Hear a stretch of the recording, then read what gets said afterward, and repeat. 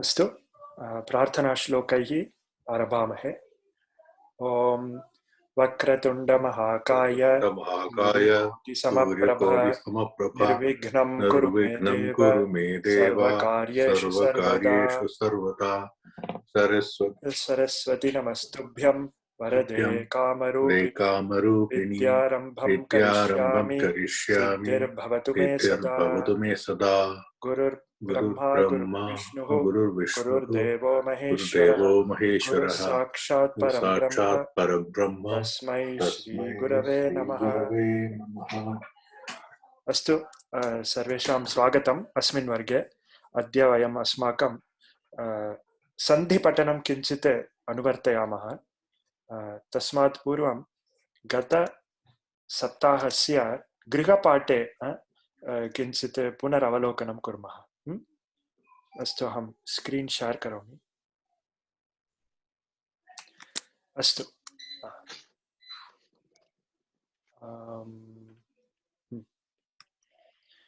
गतसप्ताहे वयं कांश्चन अंशान् पठितवन्तः।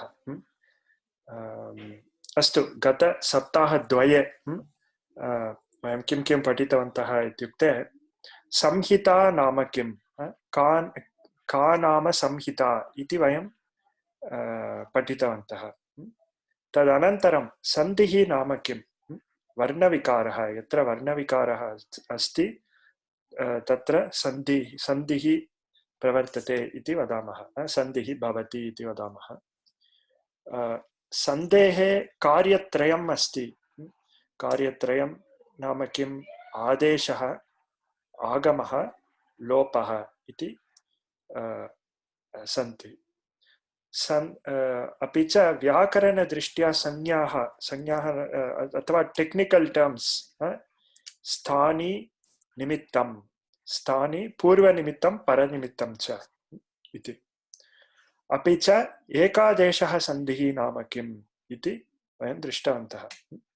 इदानीम् एतेषां सर्वेषाम् अपि पाठानां किञ्चित् अवलोकनं कुर्मः। इदानीम् अहं प्रश्नान् पृच्छामि, भवन्तः यत् चिन्तयन्ति तत् वदन्तु, चिन्ता नास्ति। अस्तु, अद्य कः प्रारम्भं करोति?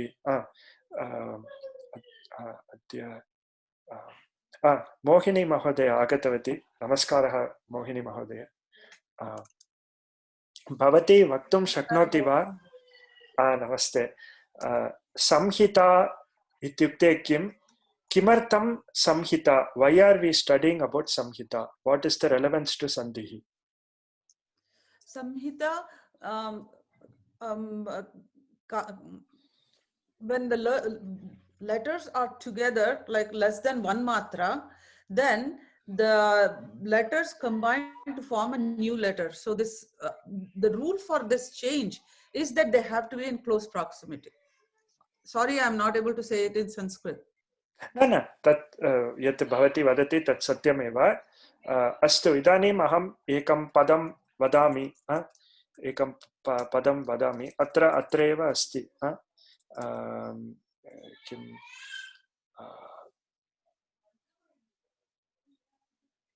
किमपि पुनरवलोकनम् इति, किमपि एकं पदं स्वीकुर्मः। पुनरवलोकनम् इति अस्ति। अत्र किं नाम, पुनर् इति एकम् अव्ययपदमस्ति। पुनर् प्लस् अवलोकनम्, पुनर् अवलोकनम्, तयोः योजनेन पुनरवलोकनम् इति शब्दं सिद्ध्यति। इदानीं प्रश्नः अस्ति, अत्र महोदय पुनः प्लस् अवलोकनं विसर्गसन्धि अस्ति तत्र? न तथा नास्ति। अस्तु, पुनः is an ultimate form of punar. The primordial or the moola rupam is only punar. Punaha is a derived form of punar. Astu, pratipadikam iti chintayamaha. In this अत्र पुनरवलोकनम् इति एकं शब्दम् अस्ति पुनर् इति अस्ति अवलोकनम् इति अस्ति अत्र कुत्र कुत्र संहिता अस्ति इति भवती वदति वा so when you get in this word punaravalokanam which pairs of letters have samhita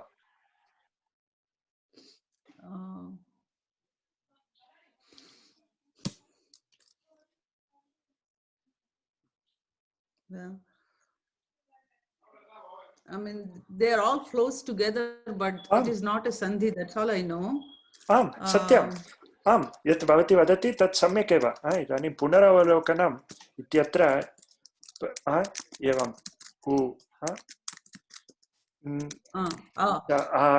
किमपि आगच्छति पुनरवलोकनम् इति there are many aksharas that combine to form this punaravalokanam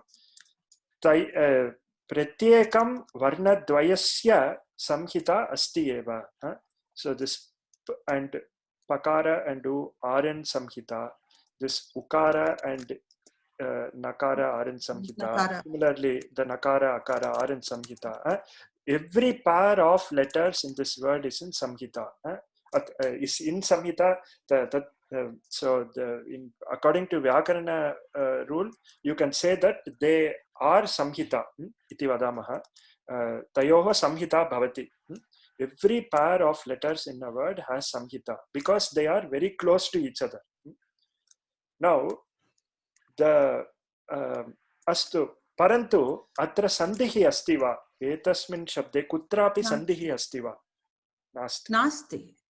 nasti अत्र पुनर् इति एकः शब्दः अस्ति अवलोकनम् इति शब्दः अस्ति परन्तु अत्र वर्णयोः विकारः नास्ति कुत्रापि वर्णस्य विकारः नास्ति there is no change of the varna so in spite of there being samhita there is no avakasha for sandhihi there is no opportunity or requirement of a sandhihi to happen here so it is not whenever samhita is there it does not mean that you necessarily does not imply that sandhihi has to happen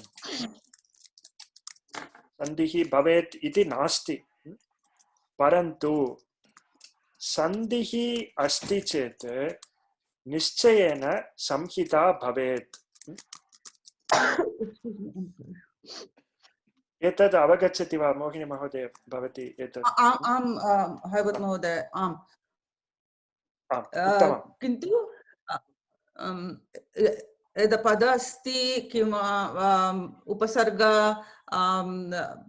शब्दः अस्ति अथवा what is the other उपसर्ग पद समासः अस्ति यच्चेत् अपि यच्चेत् only एव sandhi bhavati yatra idanim whenever we are combining several consonants tatra yatra vayam ekasmin eva pade tat kurmah idanim vayam drishtavantah tatra bho plus anti iti kimapi bhavanti iti agacchati atra so when we are combining these two fragments the fragment may be individual padas they may be kimapi pratipadikam they may be pratyaya they may be upasarga kimapi some fragment you are combining two fragments there are rules for when samhita compulsorily applies and for when samhita is optional इदानीं भो plus अंति भवन्ति इति एकस्मिन् एव पदे क्रियते भवन्ति is a single पद एतेषु सन्दर्भेषु संहिता निश्चयेन अस्ति एव तत्र विकल्पः नास्ति which means if there has to be a sandhi that sandhi will be done इदानीं भो प्लस अंति तत्र सन्धिः क्रियते सन्धिः सन्धेः अवकाशः अस्ति so the किमपि यान्तवान्तादेशसन्धिः किमपि अस्ति अत्र एचोयवायावः अतः तत् प्रवर्तते we have to do it but it is not necessary that in all fragments there has to be इदानीं पट् पठति इति अस्ति पट् ति इति किमपि अस्ति अत्र संहिता अस्ति एकपदे संहिता नित्या so the samhita is always there so you have to apply samhita parantu atra sandehe avakashah nasti there is no sandhi atra just patati kimartham sandhi nasti atra varnasya vikarah nasti kasyapi varnasya vikarah nasti atah patati iti ekameva padam tatra samhita vartate parantu sandhi nasti sandehe avakashah nasti. But if there is a sandhi, you have to do it in these cases. Yatra samhita asti, tatra sandeha avakashah asti chete saha sandhihi kriyeta iti. Astu. Idanim ekapade samhita nitya asti, api cha dhātūpasargayoho. धातूपसर्गयोः मध्ये पुनः संहिता नित्या अपि च समासे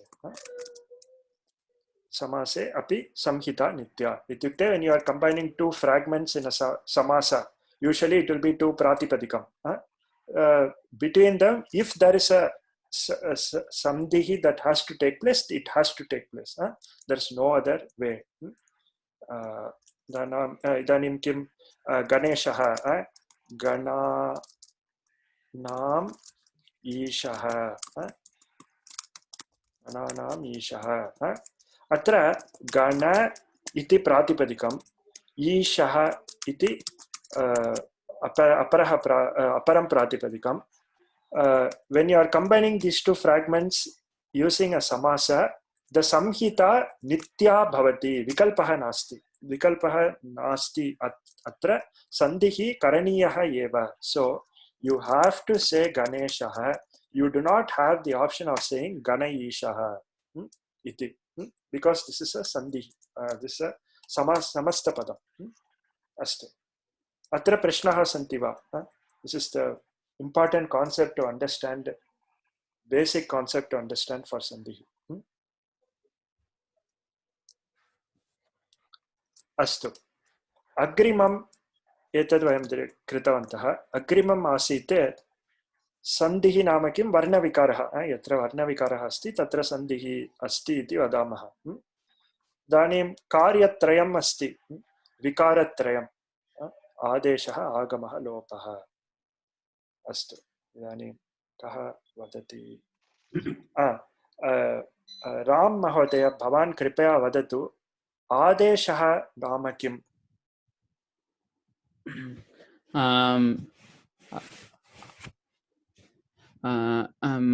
आदेशः इत्युक्ते शत्रादेशः इति उच्यते द्वयोः वर्णयोः मेलनसमये एकः वर्णः किञ्चित् नूतनवर्णेन परिवर्तयति तस्मिन् समये आदेशः उच्यन्ते अस्तु अस्तु तर्हि वयम् एकं कुर्मः so that is a special case of adesha vayam ekam kurmah we will first cover the technical terms and then come to the karyam astu etad vayam kurmah idanim pratamam etad kurmah ram mahoday idanim aham ekam udaharanam vadami tatra सन्देहे उदाहरणमेव किं वदामि यथा गतकक्षायां जनेव महोदयः उक्तवान् यदि plus अपि इति यद्यपि इति वयं जानीमः अत्र यद् प्लस् इ प्लस् पि अत्र यत् ये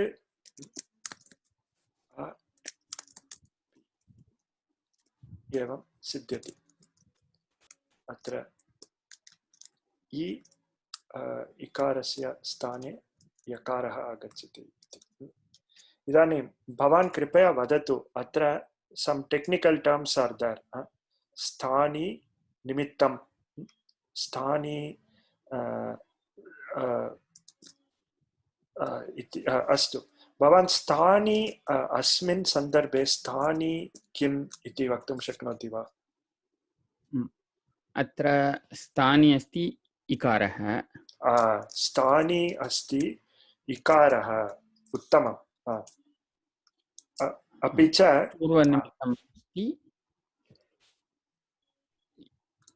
पूर्वनिमित्तम् अत्र नास्ति। अत्र नास्ति, सम्यक् नास्ति। परनिमित्तम् अस्ति अकारः। परनिमित्तम् अस्ति अकारः।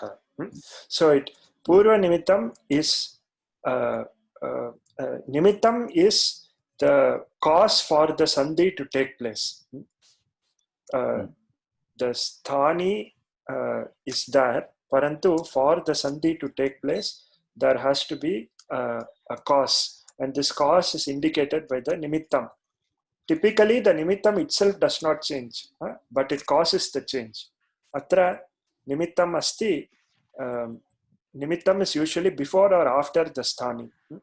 In most of the sandhis we have read so far, the nimittam is usually after. Paranimittam iti uchyate. Paranimittam kim ityukte, only because this akaraha is there does this sandhi take place. If it was yadi plus saha, tatra किमपि परिवर्तनं नास्ति, एतस्य सन्धेः अवकाशः तु नास्ति। अतः निमित्तम् अत्र आकारः। गतकक्षायां केचन उक्तवन्तः इकारः अपि निमित्तम् इत्येव, because technically the ikara also is a cause for the sandhi to take place. That satyameva, but in vyakarana terms the ikara is called the sthani, yatah sthanehe astu अत्र स्थानी इत्यस्मिन् स्थाने अपरः किम् अस्तु किमपि कार्यं प्रचलति,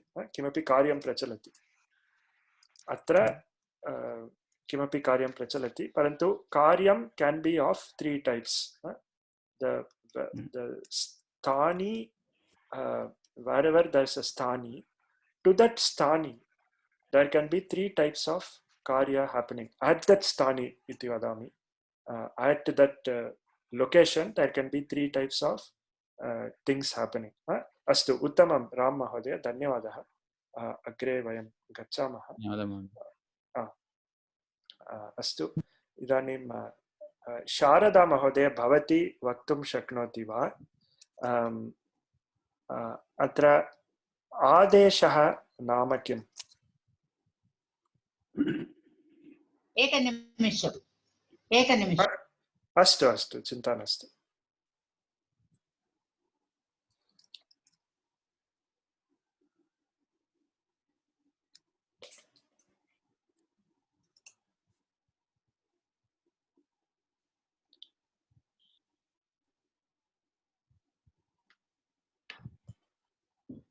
आदेशः नाम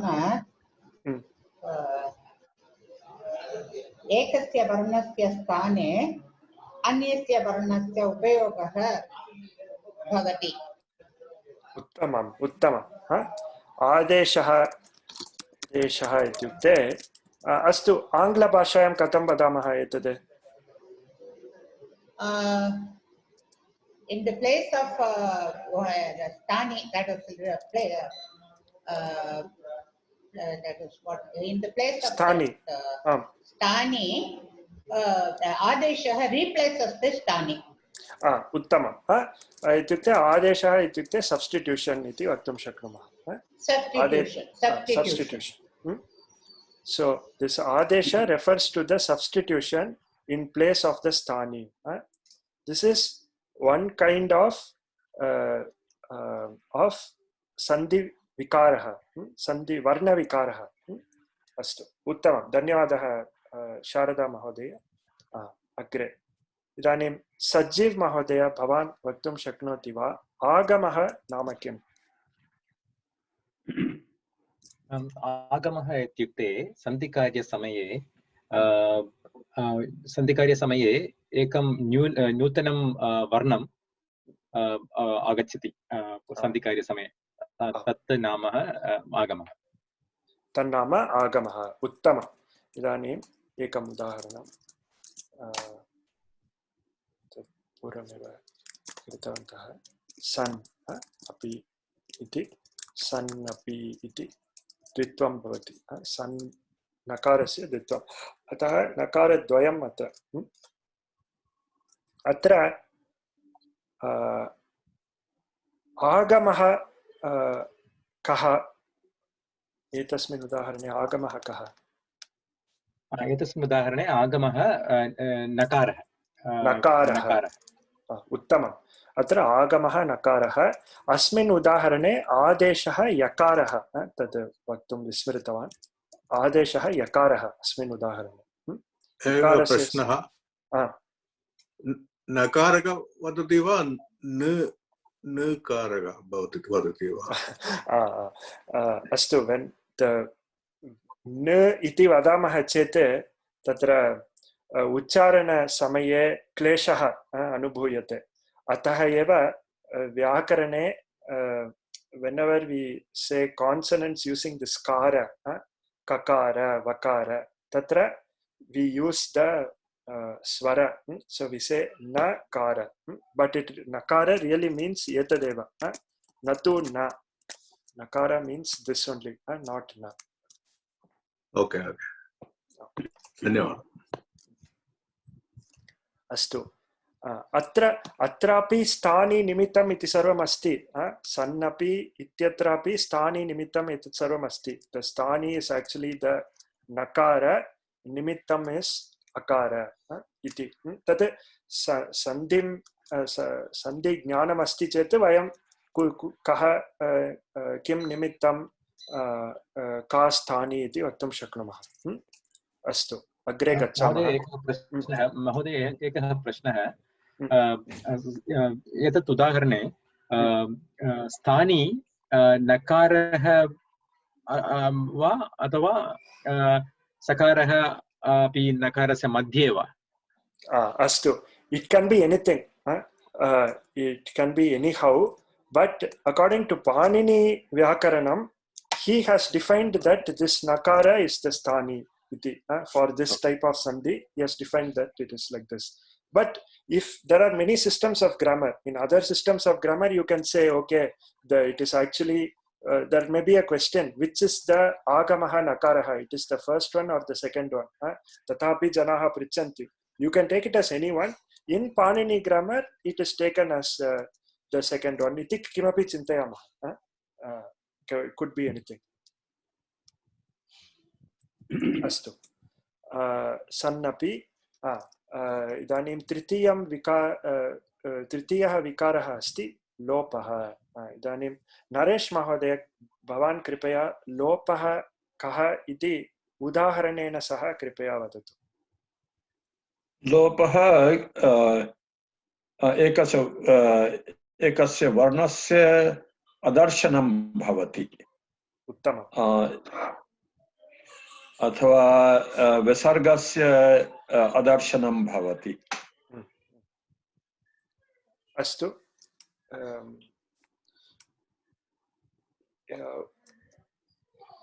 किमपि उदाहरणं मनसि अस्ति वा उदाहरणं लोपः न स्मरामि इदानीं this is very common अर्जुनः उवाच अर्जुन उवाच अर्जुन उवाच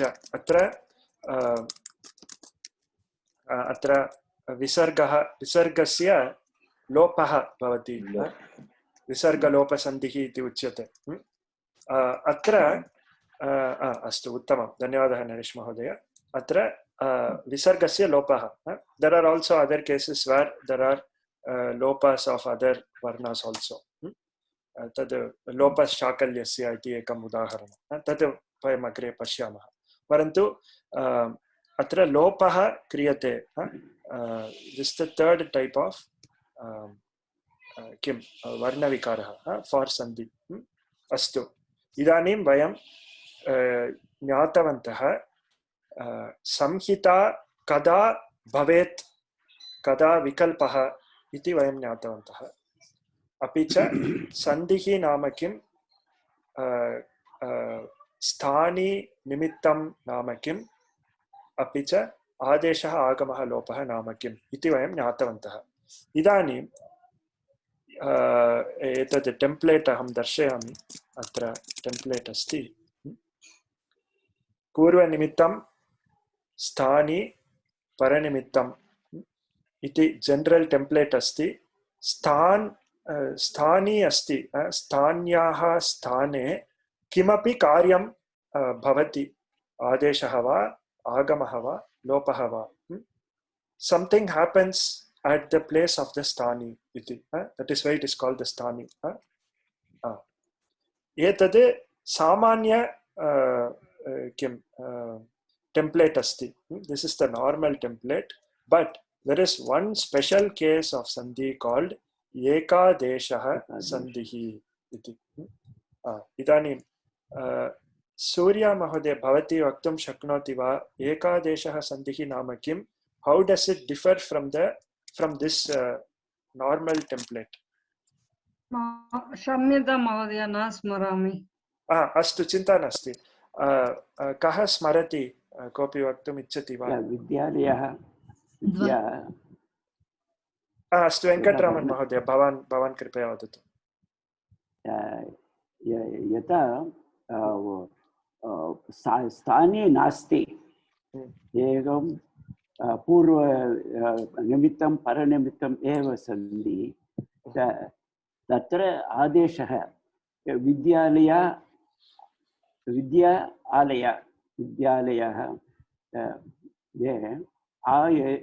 एवं आदेशः भवति। उत्तमम्, उत्तमम्। अत्र स्थानीय नास्ति।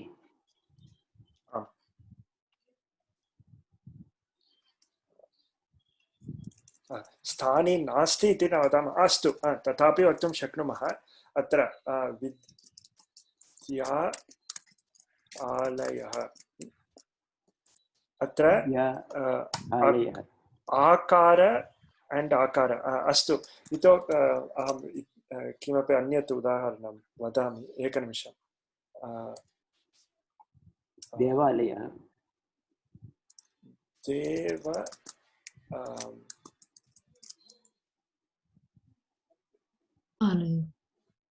न अकारेण किमपि अस्ति वा?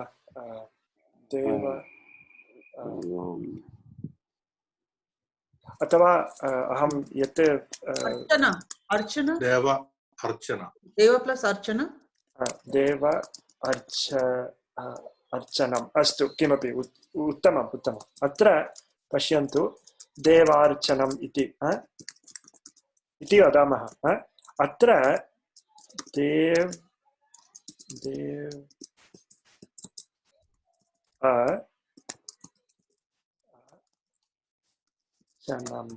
किमपि एवम्। अत्र अकार अकारयोः स्थाने एकः एव आदेशः भवति।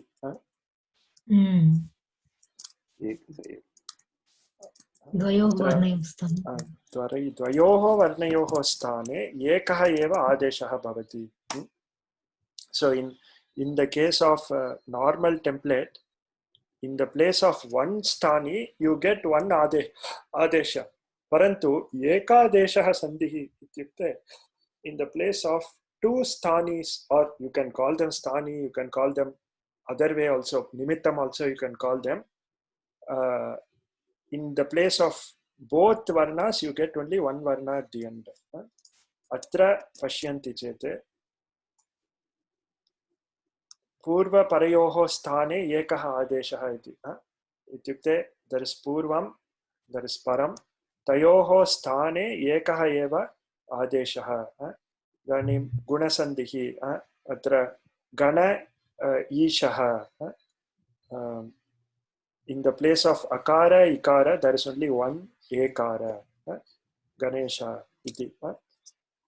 So you can consider both of these as sthani, you can consider both of these as nimittam kimapi bhavet, parantu adeshaha ekaha eva. So there are two letters combining to form one. This is the special case of ekadesha sandhihi, guna sandhihi, dirgha sandhihi, akara akarayoho sthane akaraha, vriddhi sandhihi, evam. So these are ekadesha sandhihi. Astu va? Idani अस्माकं अभ्यासं पुनः कुर्मः. अत्र कः आरम्भं करोति? अस्तु, भाग्या महोदय, भवती हस्तम् उन्नीतवती प्रश्नाय अपि. भवती एतत् कृपया करोतु. अत्र प्रश्नं पठित्वा उदाहरणं पठित्वा द्वितीयं अभ्यासं करोतु. अधोलिखितेषु सन्धिषु संहिता विकल्पेन वा नित्या वा अस्ति किमर्थम् इति लिखन्तु. सन्धिकार्यं कीदृशम् इत्यपि लिखन्तु. उदाहरण भो प्लस अति संहिता नित्या एकपदम् आदेशः. किमर्थम् इत्युक्ते भवत् एकपदम् आदेशः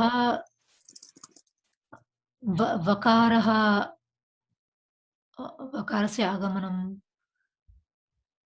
अत्र आदेशः एव. अत्र ओक् कः सन्धिः अत्र?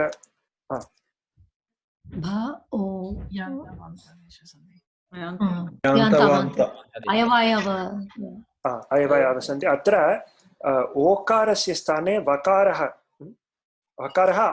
आदेशः, न तु आगमः. आदेशः अस्ति.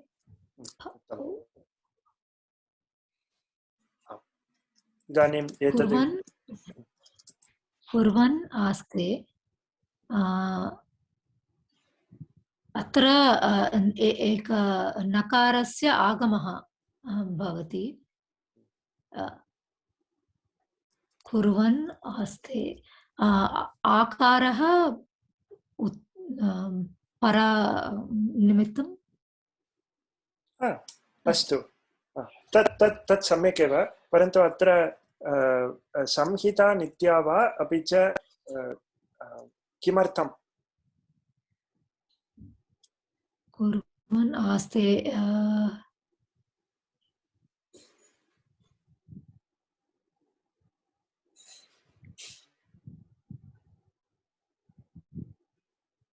संहिता नित्या अस्ति. कुर्वन् पदयोः मध्ये separate words, no? Separate words, yeah. That's why. Then so it's not. Kurvan and aste are two different words. So.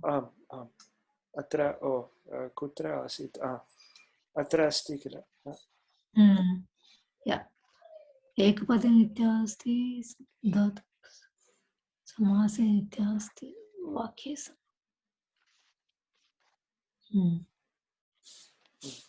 Okay. विवक्षाम् अस्ति. विवक्षाम् अपेक्षते. अत्र वाक्यमेव. अत्र वाक्ये पदद्वयम् अस्ति. कुर्वन् इस् एन् इण्डिपेण्डेण्ट् वर्ड्. आस्ते इति उपविशति इति अर्थः. सः समासपदं नास्ति. सत्यं, समासपदं नास्ति. धातु उपसर्ग अपि नास्ति. सत्यम्, एकपदमपि नास्ति. एकपदमपि नास्ति. अत्र कुर्वन् आस्ते इत्युक्ते सः कार्यं कुर्वन् आस्ते. आस्ते इत्युक्ते उपविशति. सः कार्यं करोति, तस्मिन्नेव समये सः उपविशति इति चेत् अत्र कुर्वन् इति शत्रुप्रत्ययान्तं रूपम्. अतः कुर्वन् आस्ते संहिता विकल्पिता विकल्पिता अस्ति संहिता अपि च किमर्थम् इत्युक्ते वाक्ये विवक्षाम् अपेक्षते इति। अस्तु, उत्तमं, धन्यवादः। अग्रे गच्छामः। सूर्या महोदय, भवत्याः प्रश्नः आसीत् वा? आं महोदय, प्रातिपदिकं प्रत्यययोजनेन मिथ्या वा नित्या वा? प्रातिपदिकं प्रत्यययोजनेन, इदानीम् अस्तु, प्रकृतिप्रत्यययोजनेन इति भवती पृच्छति। किम् उदाहरणं?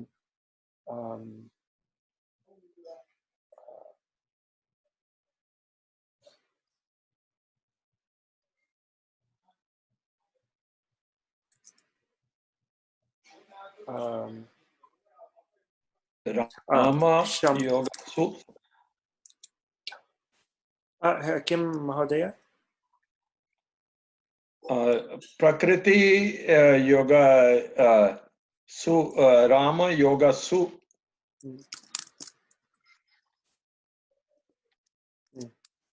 रामसु। अस्तु, रामः।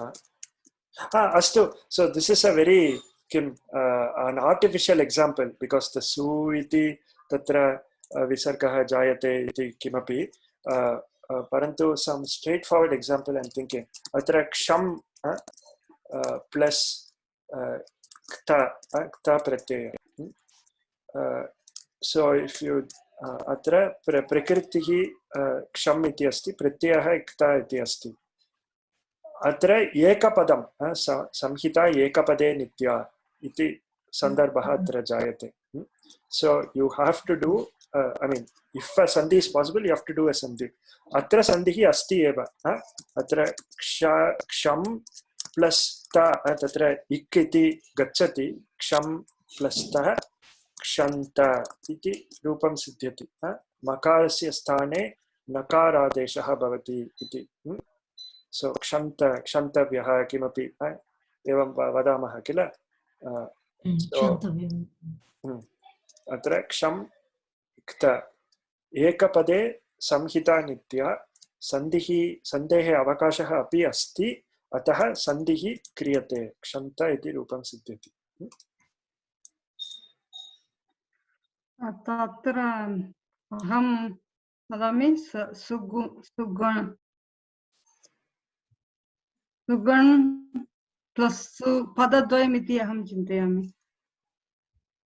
एकपदं वा? एकपदम्. अत्र सु इति किमपि पदं नास्ति, सप्तमी विभक्तेः बहुवचनरूपम्. सो एकपदं संहिता नित्या, वर्णविकारः आगमः भवति. आगमः, उत्तमम्. अस्तु, सम्यक्, तावदेव. टकारः आगमः, टकारस्य आगमः अथवा टकारः आगमः. उत्तमम्, अस्तु, धन्यवादः. अग्रे अनुराधा महोदय, भवती अग्रिमं कृपया करोतु. महोदय, अत्र का सन्धिः अस्ति? का सन्धिः अस्ति अहमपि न जानामि, दृष्ट्वा एव वक्तुं शक्नोमि. महोदय, एकः सन्देहः अस्ति, कृपया पृच्छामि वा? कृपया पृच्छतु. गतवर्गे प्रहेलिका पठितवन्तः, भूजायां किं पदं प्रोक्तं, तत्र सु इति तदेव अहमपि चिन्तयामि. सुपदं पदं नास्ति वा? अस्तु अस्तु, भवेत्, परन्तु अस्मिन् सन्दर्भे सप्तमी बहुवचनरूपम्, इति रमासु इति वयं वदामः किल, तत्र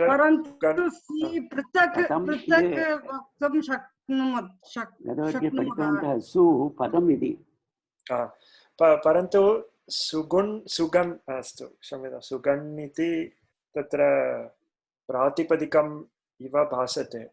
It appears like a pratipadikam. I don't know if there is a word called sugan. Astu, aham अवगच्छामि what you R saying is also correct only परन्तु अस्मिन् सन्दर्भे सप्तमी बहुवचनम् एकपदे इति वयं स्वीकुर्मः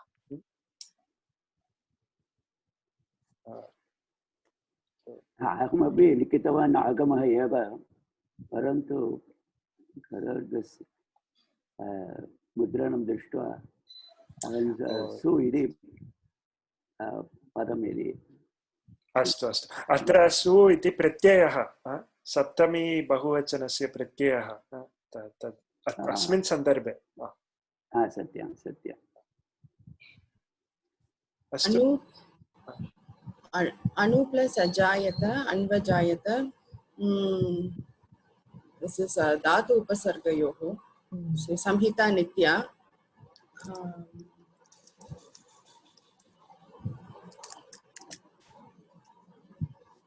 यदा सु उपसर्गः एकादेश सॉरी आदेशः एकादेशः अपि सम्यक् एव एकादेशः वा न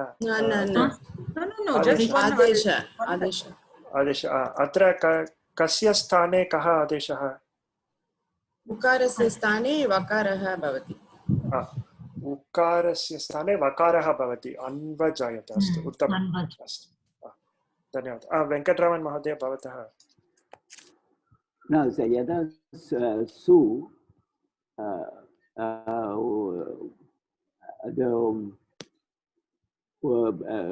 that is in the front, if you put it in the front, su, then it is a padam, is it?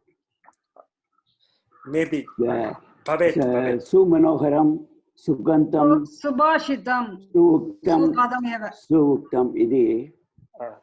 अस्मिन् सन्दर्भे पदं योजयामः पूर्वमेव योजयामः तथा सुपदम् इति अर्थं भवति वा समस्तपदं भवति अत्र समस्तपदम् इति वक्तुं शक्नुमः अथवा धातु उपसर्गयोः मध्ये इति अस्तु धातु उपसर्गयोः नास्ति परन्तु तत् इव अस्ति समस्तपदमेव अत्र समस्तपदं पत्र परन्तु अत्र सन्देहे अवकाशः नास्ति सुभाषितं यद्यपि संहिता अस्ति एव बिट्वीन् सुभाषितं तत्र संहिता अस्ति एव परन्तु सन्धिः नास्ति अत्र सन्धिः नास्ति वेङ्कटरामन् महोदय अवगच्छति वा प्रश्नः अस्ति वा अवगच्छामि परन्तु यदा समासः विकल्पेन वक्तुं शक्नोति वा तदे सुमनोहरं समासः एव किल सत्यं तत्र सु वाक्यं यदि वक्तुं शक्नोति वा पदम् इति वक्तुं न शक्यते पदं भवेत् परन्तु अत्र सुष्ठु मनोहरं किमपि भवेत् so the combination is through a समास तर्हि समस्तपदं नित्या संहिता नित्या इत्येव विकल्पेन अपि वक्तुं शक्यते किल पदं सन्धिः नास्ति अत्र निमित्तं नास्ति नो निमित्तं न sandhi nasti that we can agree on. There is no sandhi in either subhashitam or sumanoharam. Samhita asti. Now the samhita is there. The question is, if we do it, if we take this as a samasa, then samhita compulsory. If we take this as to separate padam, tad kartum shaknumaha va iti aham na janami. I don't know if you can stand like this on its own. यदि कर्तुं शक्यते then you can say वाक्ये विकल्पिता इति संहिता इति वक्तुं शक्नुमः अहं सम्यक् न जानामि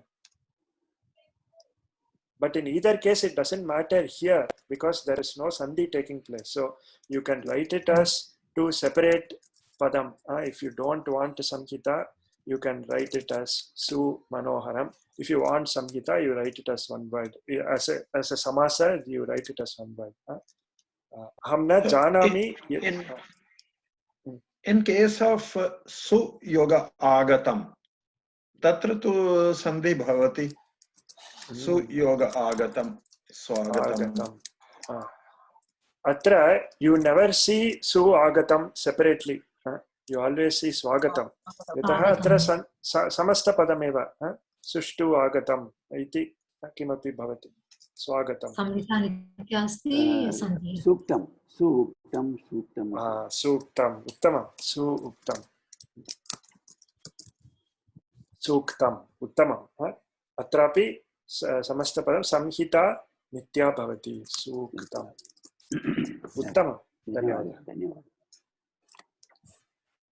अस्तु धन्यवादः अनुराधा महोदय उत्तमम् अग्रे The reason why it is not, sorry, the reason why it is not separate words is because I think there is no nimittam, no, between Su and Manoham, Su and Bhashitam. Even though there is Samhita, nimittam is not there, no? nimittam is not there. Satyam. So that is why. That is why. That is why I thought. That is why I think it is written as Ekapadam. No. Because there is Samhita, it is written as Ekapadam. After deciding that there is Samhita, we can do Sandhihi if it is applicable. So the Sandhihi has no relation to why this is a Ekapadam. Nimitta is the reason for change. The reason for change is not change. So there is just तदपि सम्यक् एव. The reason for change is not there. अत्र सन्देहे अवकाशः नास्ति. तदपि सत्यं. परन्तु तदेव एकस्य पदस्य कारणं वा इति नास्ति. That is not the reason for this being one word. What was the last thing you said, Haywood Mahodaya? That is not the cause for? The Subhashitam being a single word. Okay. The cause for Subhashitam being a single word is just that there is Samhita. Samhita Nitya Bhavati. So you can have no space between the Su and Bhashitam. When you say it, you have to say it as Subhashitam. You cannot say Subhashitam. Tata vaktum na shaknumah. Okay. Astu, uttamam. Agre, Jane Mahodaya. चोरे अति चोरयति अति प्रत्येक पदम अस्ति वा न वा नास्ति न सो एक पदम अतः नित्या संहिता ये ओके यान्दव सन्ति सो ये become या आगम सन्ति आगमः वा आदेशः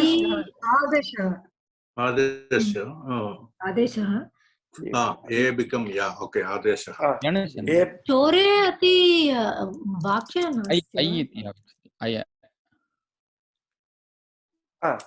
आम् तत् सत्यम् आम् यकारः आदेशः आम् सत्यं चोरे अति इति वाक्ये नास्ति चोरे could be one word सप्तमी एकवचनम् इति भवेत् परन्तु अति इति किमपि नास्ति चोर at least when it combines to form chorayati it is a single word saha chorayati kimapi is it not upasarga pratyaya pratyaya eva ati is a pratyaya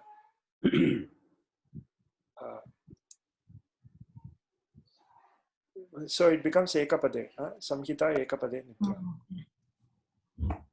whenever you have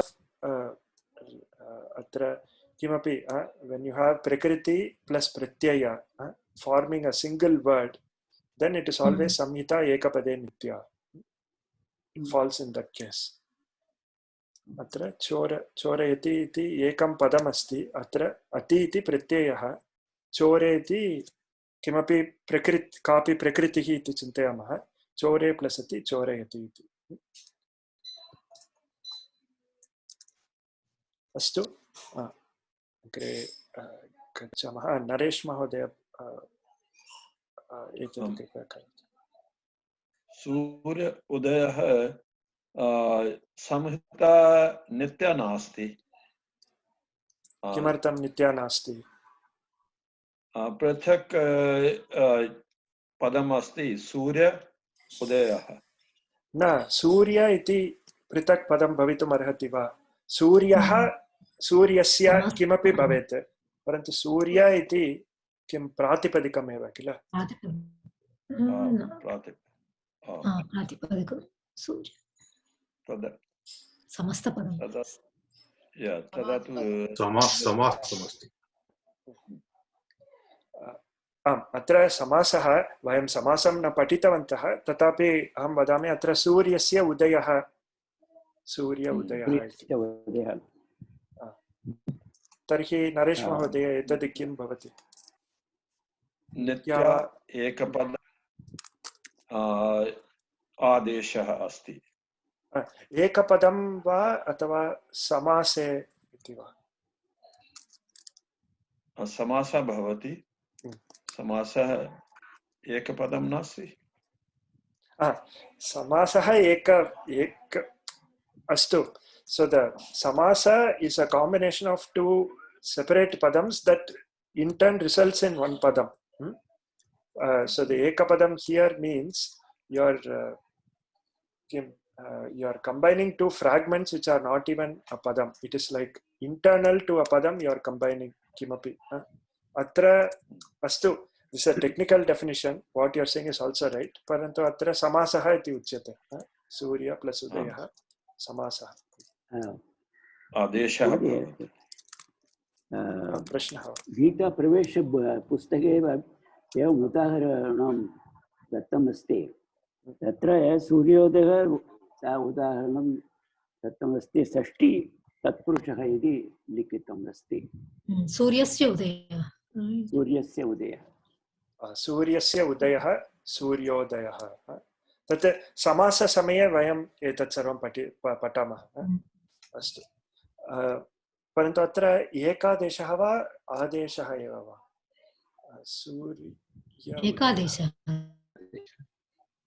एकादेशः किल आ प्लस उ becomes o a plus u becomes o सन्धिः गुणसन्धिः वा गुणसन्धि अस्तु उत्तमं धन्यवादः अग्रे इदानीं परमेश्वरन् महोदय भवान् करोतु एतद् तौ प्लस् उभौ पदद्वयमस्ति अत्र इदानीं सन्धिः कार्यं विकल्पेन भवति आगमः भवति तौ उभौ ताौ उभौ न आगमः वा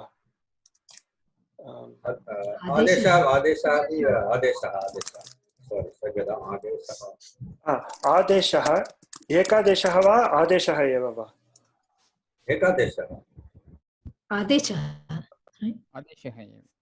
आदेशः एव अत्र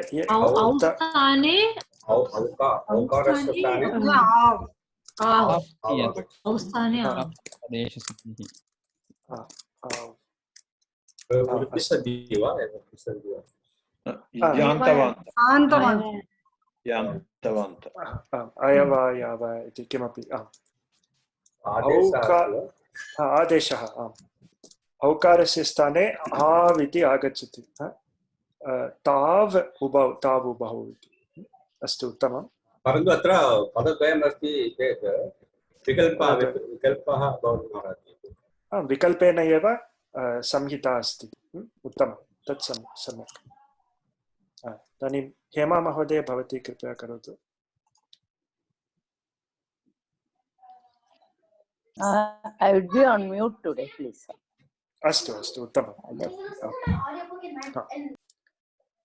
प्रिया महोदय भवती करोति वा एतत् नमस्ते महोदय नमस्कारः सवितृ उपासनम् अत्र नित्यसन्धिः भवति सवितृ इति प्रातिपदिकमस्ति ऋकारस्य स्थाने रेफः भवति सवितृपासनम् अत्र एकपदम् अस्ति अपि च आदेशः भवति ऋकारस्य स्थाने रेफः अत्र एकपदम् इति न वदामः अत्र अत्र सवितुः उपासनं पुनः तत्र षष्ठी तत्पुरुष समास किमपि worship of the sun. Savituhu upasanam, savitri upasanam. Nitya samase apicha kim आदेशः आदेशः कः सन्धिः अत्र अत्र गुणसन्धिः अस्ति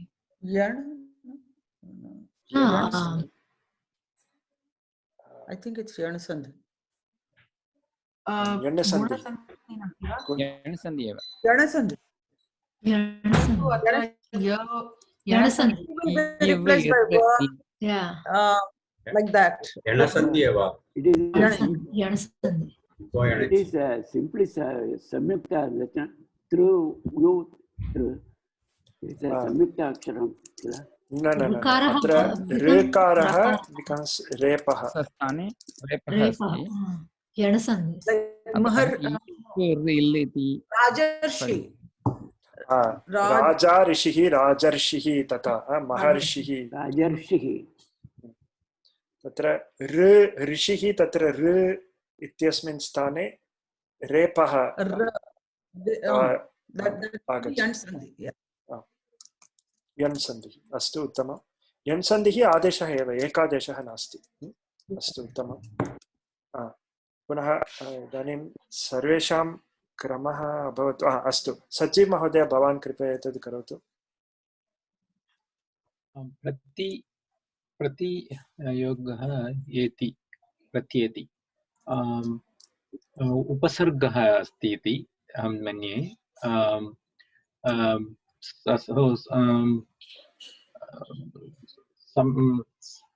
उपसर्गः अस्ति. संहिता अस्ति अपि. इकारः एकारः इकारस्य स्थाने यकारः आदेशः भवति. सत्यं. संहिता नित्या भवति. अत्र धातु उपसर्ग स्थाने धातु उपसर्गौ अपि च आदेशः. पुनः यन्सन्धिः एव. इकारस्य स्थाने यकारः इति. अस्तु अग्रिमं कः करोति? शारदा महोदय भवती एतत् करोतु. पर्युपासते पर्युपासते संहिता नित्यं परि इत्युक्ते अहम् उपसर्ग मन्ये. Is it? Am I correct? सत्यं. पर्युपासते E plus O आदेशः वा? अस्तु. आदेशः संहिता नित्यम् आदेशः.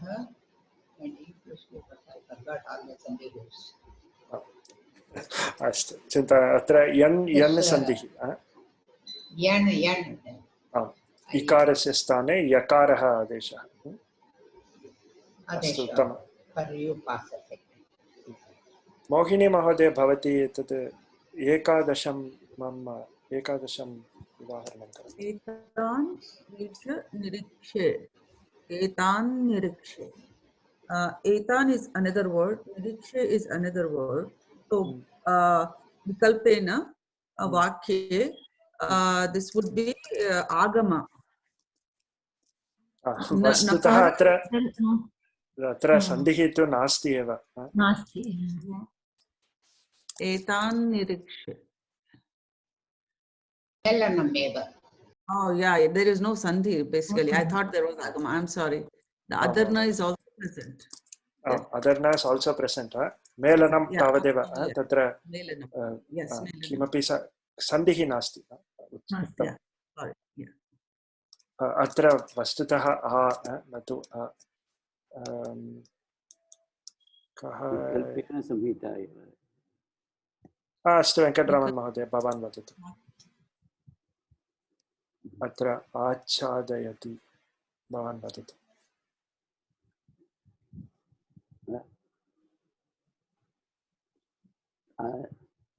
अहं वदामि वा? वदतु कृपया। आच्छादयति आच्छादयति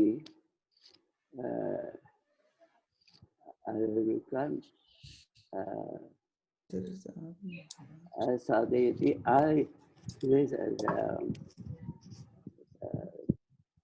आसादयति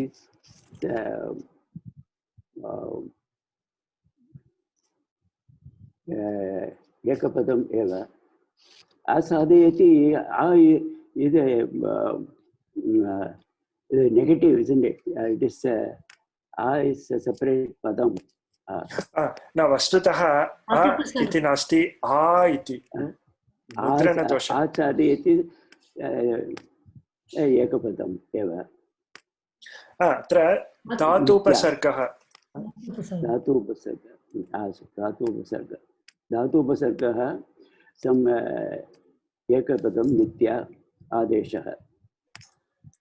आदेशः अत्र कः कुत्र आदेशः? एकादेशः। कुत्र एकादेशः?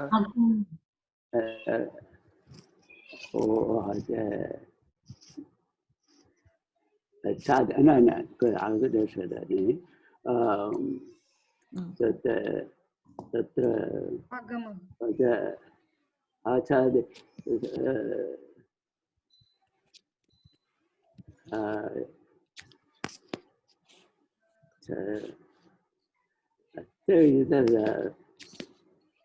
सवर्ण दीर्घ संधि आदेशः एव। न परन्तु सवर्ण दीर्घ संधौ परवर्ण must also be the savarna, परन्तु अत्र सवर्ण नास्ति, छादयति एव अस्ति। छादयति आच्छादयति परन्तु अत्र चकारः, there is an extra चकारः अत्र। आगमः। उत्तमम्, आगमः। अत्र आ प्लस छादयति आच्छादयति इति। अस्तु, अहम् इदानीं त्रयोदशम् एकम् उदाहरणं ददामि। राम महोदय, भवान् एतत् वदतु, किञ्चित् ट्रिक् क्वेश्चन् अस्ति। इदानीं संकृतम् एतत् कथं वदामि? संकृतम् इति आगच्छति इति चिन्तयामि।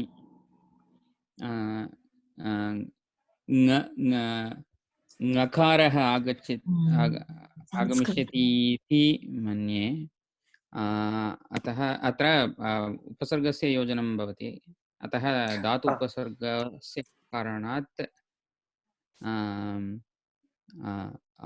आदेशः अस्तु अस्तु, परन्तु अत्र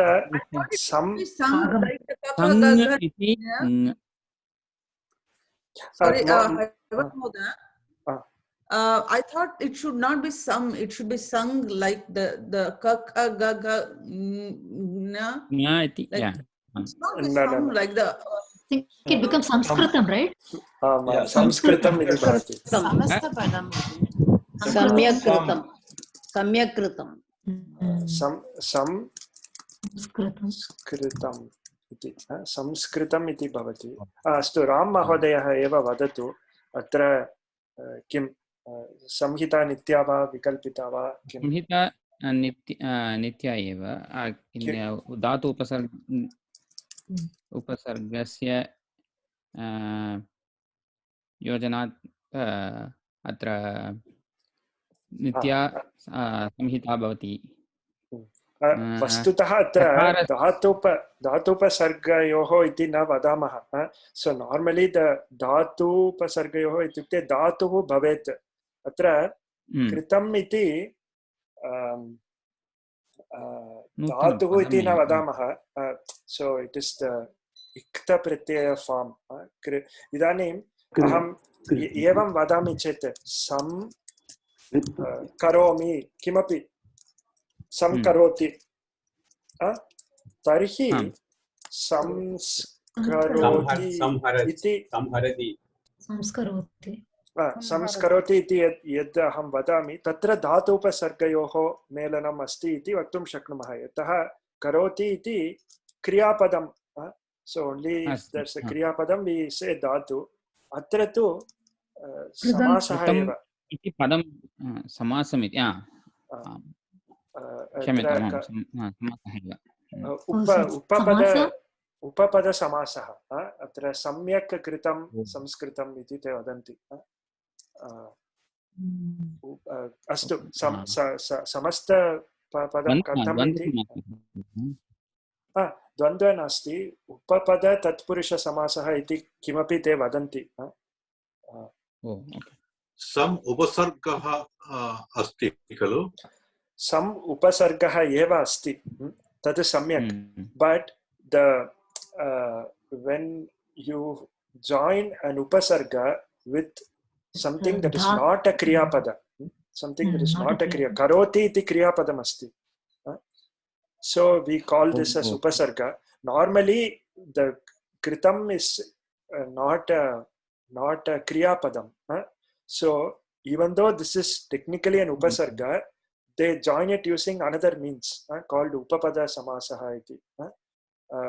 So samyak kritam iti samskritam sushtu kritam sukritam kimapi te tata vadanti. Su ityapi upasargah eva parantu when you join it using samasa they say it is some other short of something else like sam ityukte samyak su ityukte sushtu vi ityukte vikara kimapi tata te vadanti. So this is upapada samasah. Astu tarhi samase ekapade nityah atra adeshah va agamah va आगमः इति दृश्यते सकारस्य नूतन नूतनं वर्णम् अस्ति अत्र वर्णः नूतनः वर्णः अस्ति अतः आगमः इति एव चिन्तयामि. उत्तमम् आगमः इत्येव सकारः आगमः अथवा सकारस्य आगमः अत्र उत्तमम् आगमः. अस्तु अस्मिन् what kind of sandhi is this Haivat Mahoday? अत्र ते वदन्ति उपपद तत्पुरुष समासः इति ते वदन्ति. All of this is technical terms. There is no, I mean, you cannot get anything from this. But upapada because it is samasa, it is nitya. That's all we know, and there is agama change. Satyam, satyam. How did it?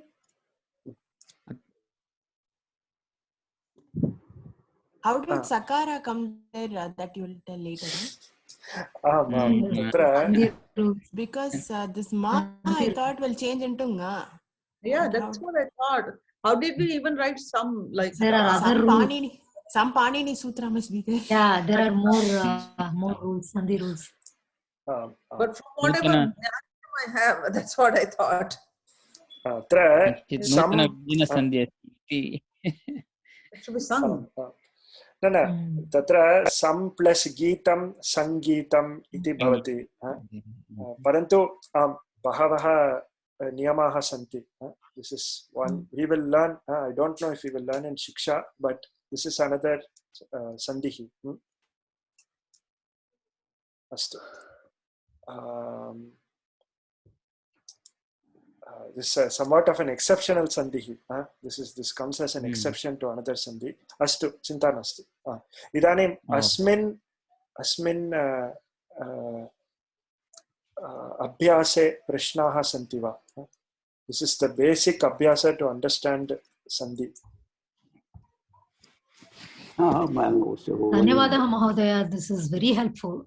I think the basics very helpful. One doubt there. That is, when we say some samasa, at some time we can separate the samasa. Can we say that vikalpena vakyam? You can only say when we say samasa, it is nitya. But when we can, because for the poetical form, they combine the words and form samasa. But when we separate it out, can we say vikalpena samasah. But no. Whenever a samasa is done, it has to be done. But you can split and do. Idanim Surya Udayaha iti yadi vayam Suryodayaha iti vadamaha tarhi samasaha eva. We have to combine it using samasa. If you want to tell it using separate words, you have to say Suryasya samasa Udayaha. Suryasya Udayaha. Okay, but when we combine without any sandhi or change, when we separate out the words without any of the rules of the sandhi and other, but can we, if it is independent word, can we call it as vikalpena vakyam? इदानीं तद् वयं पूर्वं दृष्टवन्तः एकम् उदाहरणं तद् कर्तुं शक्नुमः एव इदानीं गृहम् अस्ति एतत् गृहमस्ति किमपि वयं लिखामः अत्र वाक्ये संहिता अस्ति विकल्पेन एव अस्ति so it is formed of two independent words. There is no sandhihi atra sandhihi atra nasti parantu samhita asti samhita vikalpena asti vakye vivaksham apekshate iti vayam janimah. So in this case we can say griham asti as two separate words. That's satyam. So idanim yada vayam granthan patamah tadeva venkatrama mahodayah vadati iti chintayami yadi vayam granthan patamah in grantha udaharanam hitopadesham kimapi vayam patamah cheti astu vastutah mama samipe asti iti chintayami atra aham darshayami in hitopadesha.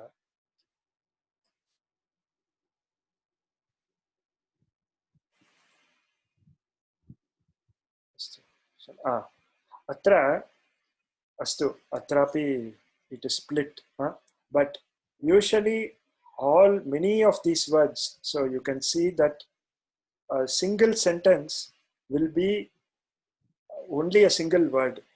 Atra everything will be combined together into a single word. Atra tata nasti parantu idanim vayam shankara bhashyam patamah chet tatra everything is combined into a single word. That doesn't mean that everywhere samhita nitya iti kimapi nasti. You can split it into words also. Ida griham asti iti vayam vadamah. Griham asti iti ekena padena likhyate parantu griham asti ityapi vaktum shaknumah. If there is no samasa.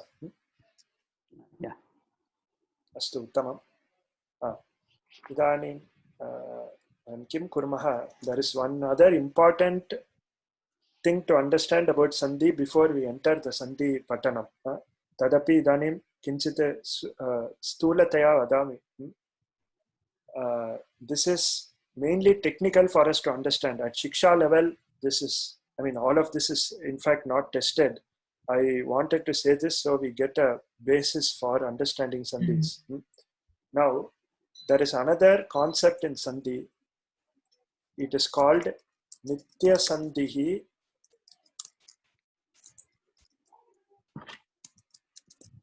vikalpa sandhihi. Nitya sandhihi vikalpa sandhihi iti uchyate. This is another very important concept to understand. Etad kim ityukte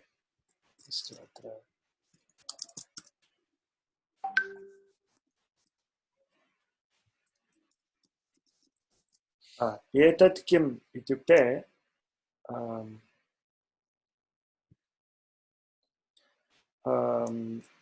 sandhihi api idanim samhita asti. Samhita nitya bhavet athava vikalpena bhavet. There are two options of samhita.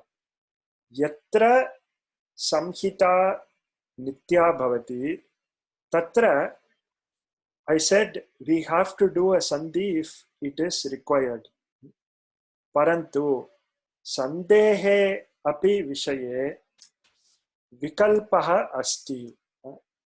So sometimes idanim pashyantu the famous example is Sudhi Upasyaha iti.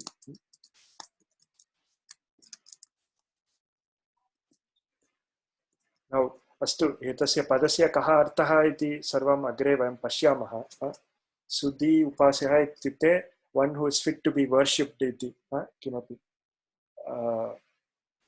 अत्र यदि वयम् अस्तु these are two separate padam. Sudhi iti ekam padam asti, upasyah iti anyat padam asti. So samhita astu atra samhita astu ekam padam asti va iti samyak na janami. Astu samhita asti iti chintayamah. Samhita asti iti chintayamah. Tarhi vayam sandhim kurmah. कः सन्धिः अत्र ईकारः उकारः तर्हि कः सन्धिः यण सन्धिः सुद्युपास्यः इति भवति एकं पदमस्ति सुद्युपास्यः इति इदानीं किं भवति इत्युक्ते there is so this yan sandhi is a Nitya Sandhihi. In fact, most of the Sandhis we have studied are Nitya Sandhihi. Yana Sandhi is also a Nitya Sandhihi. Ataha yatra samhita asti tatra Yana Sandhihi karaniyaha eva. Vikalpaha nasti. So, if there is a requirement of samhita, if there is samhita, and there is an opportunity to do yan sandhi, you have to do it. Tatra vikalpaha nasti. Ataha sudyupasyah iti vikalpitaha nasti. Whenever you say there is samhita between sudhi and upasyah, you cannot say sudhi upasyah. You have to say sudyupasyah. Parantu itopi ekaha sandhihi asti asmin sandarbhe. तस्य नाम अस्ति द्वित्वं द्वित्वम् इति सन्धिः नास्ति अस्ति सन्धेः नाम नास्ति बट द्वित्वम् इति एकं सन्धिः इव किमपि अस्ति जलां जशः जशि जलां जशो जशि इति किमपि there is a सूत्रं in certain cases there is a duplication of letters and here is an opportunity to do so. Now, idanim sudyupasyah ityatra actually there is a dvitvam possible where there is additional dakara that is added. So,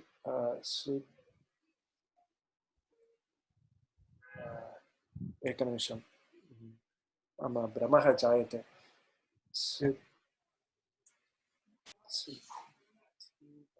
अस्तु एतदहं दृष्ट्वा वदामि अन्यत् उदाहरणम् अहम् इतोपि किं ज्ञातम् उदाहरणम् इदानीं चलचित्रम् इति लिखामः चलचित्रं नाम किं तत्र एतस्य अर्थः कः चलचित्रं मूवी इति चिन्तयामः चलचित्रं वस्तुतः अत्र समस्तपदमस्ति चलं चित्रं किमपि the moving picture motion picture तथा चलं किमपि कर्मधारय समासः इति किमपि वक्तुं शक्नुमः अतः संहिता नित्या भवति so we write it as chalachitram atra sandhihi nasti there is no sandhihi between chala and chitram but samhita is there so we write it as chalachitram iti etat spashtam va samhita nitya samase iti chintayamah. In case of Sudyopasya, the prathama dhakara nasti, dhakara asti. तत्र एव मम भ्रमः अजायत सुद्ध एवं वा अस्तु अस्तु अत्र दकारः एव आगच्छति द्वित्वम् इत्यस्मिन् स्थाने दकारः आगच्छति प्रथमम् इस् दकारः परन्तु एषः विकल्पसन्धिः इति उच्यते दिस् द्वित्वम् इस् अ विकल्पसन्धिः therefore we can choose to do it or not do it अतः शुद्ध्युपास्यः इत्यपि सम्यक् रूपम् शुद्ध्युपास्यः इत्यपि सम्यक् रूपम् द्वयमपि सम्यक् these are called vikalpasandhihi this dvitvam is a vikalpasandhihi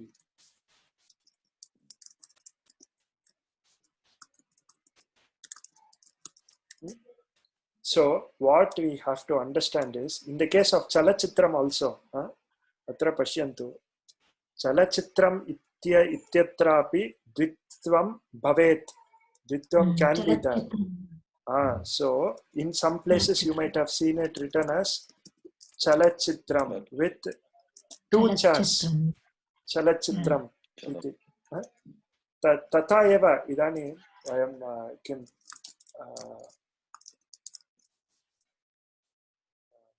अहमेकम् उदाहरणम् अन्यत् उदाहरणं दर्शयामि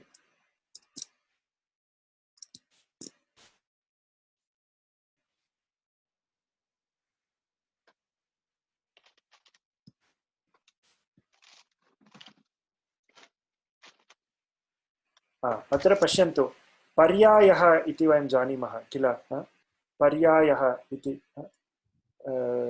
ऑप्शन किमपि पर्याय सिनोनिम् इत्यपि वयं वदामः पर्यायपदं सिनोनिम् तत्रापि यकारः कैन बी ट्वाइस और not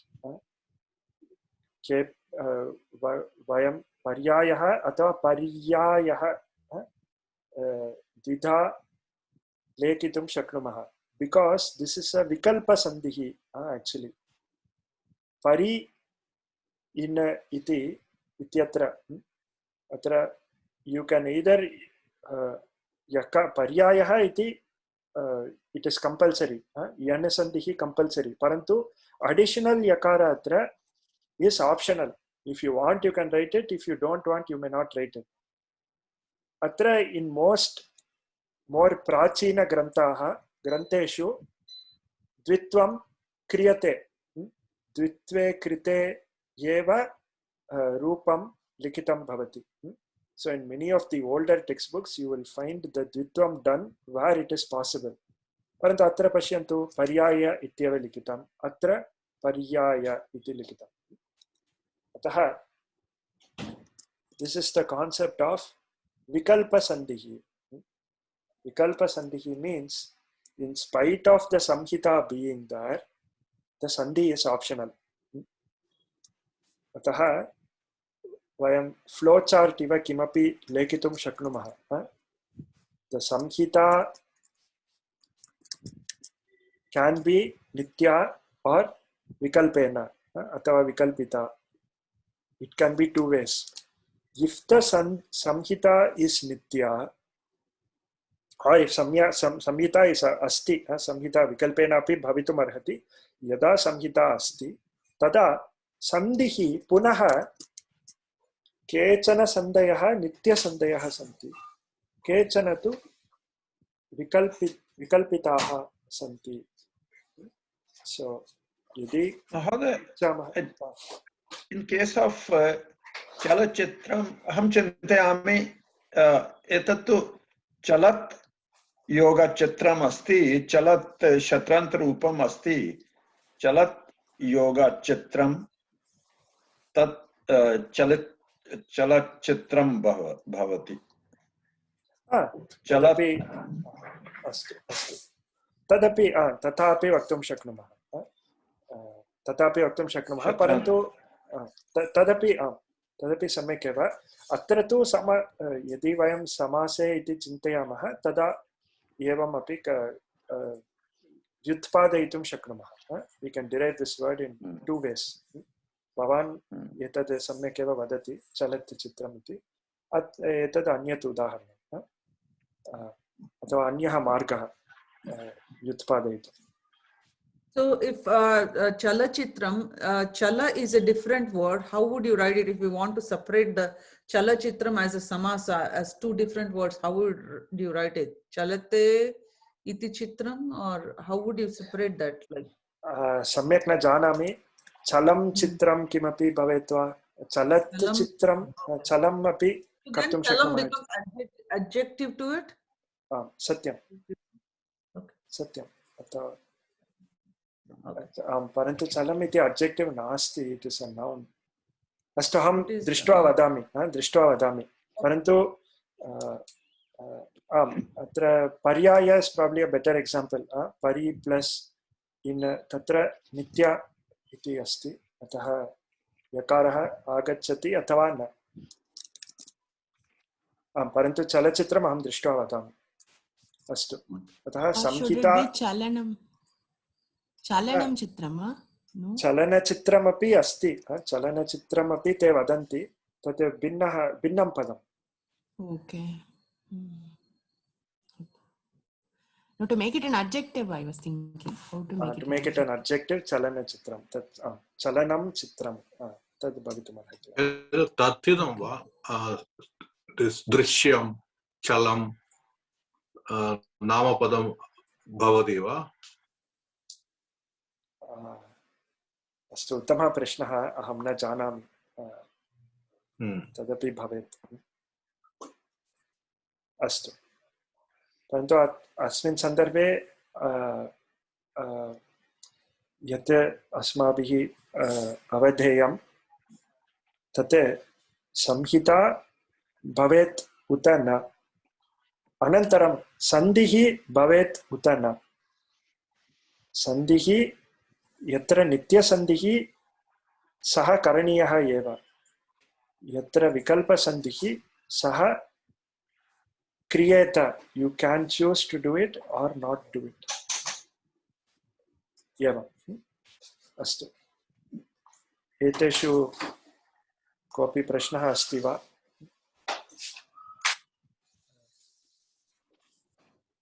So in many of the visarga sandhi that we will be studying, they are vikalpa sandhi. So you will have an option. It can be this or it can be this. Iti. Ataha tatra, because there is no samhita, we can write it like this. Iti ma chintayatu. Tatra sandhi itself is vikalpita. In spite of samhita being there, you can choose to do the sandhi or not. Astu.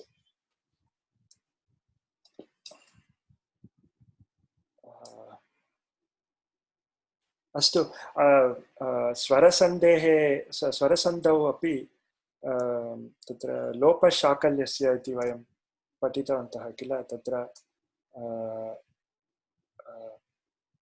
हरे एव अथवा हर एव इति तत्र एकारस्य लोपः भवति.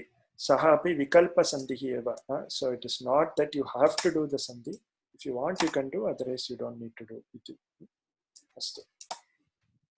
That is, even if some samhita is there, it is not necessary to do. Iti artha. Astu. अस्मिन् विषये वयम् अग्रिमे वर्गे किञ्चित् अभ्यासं कृत्वा साक्षात् सन्धि पठने प्रविशामः. We will start with visarga sandhi. अस्तु, एतेन वयं समापयामः. समयः अपि अतीतः. अस्तु, अहं मङ्गलश्लोकं वदामि, तदनन्तरं प्रश्नाः सन्ति चेत् कृपया पृच्छन्तु. ॐ पूर्णमदः पूर्णमिदं पूर्णात् पूर्णमुदच्यते पूर्णस्य पूर्णमादाय पूर्णमेवावशिष्यते. ॐ शान्ति शान्ति शान्तिः. हरिः ओम्. श्रीगुरुभ्यो नमः. हरिः ओम्. अस्तु, धन्यवादाः सर्वेषां. धन्यवादः महोदय. धन्यवादः.